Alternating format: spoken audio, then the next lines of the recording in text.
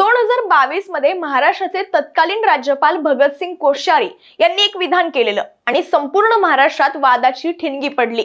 ते म्हणाले होते की गुजराती आणि राजस्थानी हे निघून गेले तर मुंबईत पैसाच उरणार नाही, मुंबई ही आर्थिक राजधानी राहणार नाही। हे विधान फक्त वादग्रस्त नव्हतं तर अनेक मराठी मनांवर आणि विशेषतः मुंबईत राहणाऱ्या स्थानिक माणसांच्या अस्मितेवर घाव घालणारं होतं। त्यांच्या या वक्तव्यानंतर ट्विटर, फेसबुक आणि समाज माध्यमांवर विरोधाची लाट उसळली। हजारो लोकांनी संतप्त प्रतिक्रिया दिल्या। कोश्यारी माफी मागा असे ट्रेंड सुरू झाले। अनेकांनी प्रश्न विचारला, मुंबई ही कुणाच्या श्रमाने उभी राहिली आणि कोणासाठी? पण मुंबई जर आर्थिक राजधानी आहे तर ती कोणामुळे आहे? मुंबईत टॉप 10 श्रीमंत व्यक्ती कोण आहेत आणि त्या कोणत्या समाजातून येतात? खरंच या यादीत एकही मराठी माणूस नाही का? मुंबईतील टॉप 10 श्रीमंतांच्या यादीतील पहिलं नाव म्हणजे मुकेश अंबानी। ते गुजराती समाजातून येतात। दुसरं नाव येतं ते म्हणजे उदय कोटक यांचं। ते मूळचे गुजराती कुटुंबातून येतात।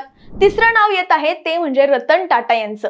1937 साली मुंबईतील पारसी कुटुंबात त्यांचा जन्म झाला। चौथं नाव येतं ते म्हणजे कुमार बिर्ला यांचं। बिर्ला परिवाराचं मूळ राजस्थान इथं आहे। पाचवं नाव येतं ते म्हणजे सुभाष चंद्रा यांचं। हरियाणामधील एक छोटंसं गाव हे त्यांचं मूळ असून व्यवसायाच्या निमित्तानं ते महाराष्ट्रात आले आणि उत्तर मुंबईत स्थायिक झाले। सहावं नाव येतं ते म्हणजे राधाकिशन दमानी यांचं। मुंबईत जन्मलेले आणि मूळचे मारवाडी असलेले दमानी हे अत्यंत मितभाषी, संयमी आणि दूरदृष्टी असलेले उद्योजक मानले जातात। सातवं नाव येतं ते म्हणजे आदी गोदरेज यांचं। ते अनेक औद्योगिक संस्था व संघटनांना अध्यक्ष म्हणूनही कार्यरत राहिले असून गोदरेज कुटुंब मुंबईतील मलबार हिल परिसरात वास्तव्यास आहे। आठवं नाव येतं ते म्हणजे नुस्ली वाडिया यांचं। पारसी समुदायातील नुस्ली वाडिया हे सध्या मुंबईत वास्तव्य करत असून उद्योग, शिस्त आणि दीर्घकालीन दृष्टिकोन यांच्या संगमाने त्यांनी वाडिया समूहाला पुढे नेलंय। नववं नाव येतं ते म्हणजे सायरस मिस्त्री यांचं।